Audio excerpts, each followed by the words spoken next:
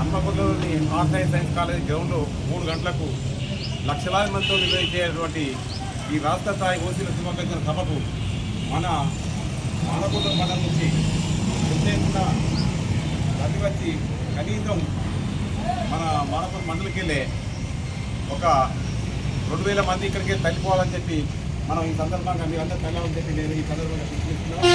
ఎందుకంటే మన ఓపీ చేసి తిరుగుపడ్డది అసలు మొత్తం దీనికి పునాది ఒక రకంగా మన ఇక్కడ మండలంలో ఉన్నటువంటి పనిచేసినటువంటి బాలేడు గారు మన ఎంఆర్ఓ పనిచేస్తే వారి ఇక్కడికి అడుగుపెట్టడంతో మన యాదవ వెంకరెడ్డి గారు, మన పెండియాల వెంకరెడ్డి గారు, మన పీతాంబరరావు గారు, మన వాళ్ళందరూ మొత్తం మీద ఒక సమీకరణ చేసి దీని ఒక కమిటీ వేసి ఇది అంచెలంచెలుగా ఇక్కడ మానకుండా పామైనటువంటి కమిటీ రాష్ట్ర జిల్లా స్థాయి పోయి ఇక్కడ మన జాతీయ స్థాయిలో కూడా గురించి మన హక్కుల సాధన కొరకు చేసిన పోరాటబద్ధంగా గత 15 ఏళ్ళలో చేసిన పోరాటబద్ధంగా నరేంద్ర మోడీ గారి పుణ్యాన 10% ఇంటర్ప్రెస్ రిజర్వేషన్లు మన ఆర్థికంగా వెనుకబడినటువంటి మన ఓట్లను తగ్గినాయి.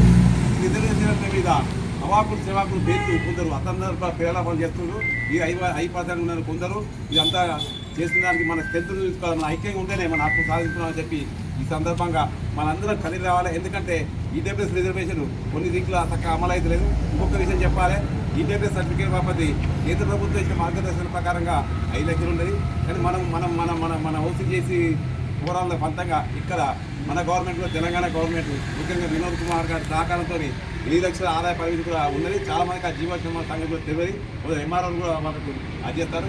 ఇటువంటి బాపతి ఇటువంటి ఇబ్బంది లేకుండా ఉండడానికి ఈడబ్ల్యూఎస్ రిజర్వేషన్లు పటిష్టంగా జాతీయ స్థాయిలో కూడా రాష్ట్ర స్థాయిలో అమలు చేయాలన్నటువంటి ఒక ప్రధానమైనటువంటి డిమాండ్తో ఒక మన 5 లక్షల మందితో మనం పెట్టేటువంటి ఈ మీటింగ్ మీరందరూ కూడా పేరున్న రెడ్డి, వెల్మ, వైశ్య, బ్రాహ్మణ, కమ్మ, మార్గడ సోదరులు అందరూ ఐక్యంగా కలిసి రావాలని ఇంటికి బాధగా ఇది మన ఫంక్షన్గా కలిసి రావాలని చెప్పి నేను ప్రత్యేకంగా మనవి చేస్తూ ముగిస్తున్నాను. జై ఓసీ